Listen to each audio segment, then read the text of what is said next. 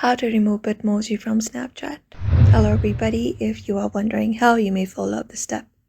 So open up your Snapchat, and after opening up Snapchat, this appears. Tap on your Bitmoji at the top left corner, and after tapping on it, your Bitmoji profile appears.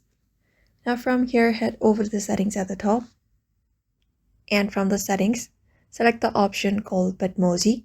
This one right here, right under notifications. Tap on it. After tapping on it, here you will be finding an option called Unlink My Bitmoji.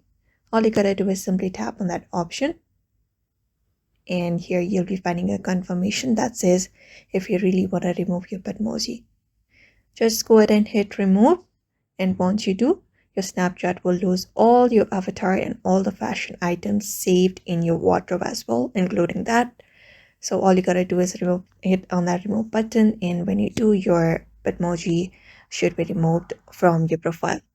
So that's it for now. You may follow up this method. So I hope this video was helpful. Give it a thumbs up and subscribe for more tips and tutorials, and we will see you on the next one.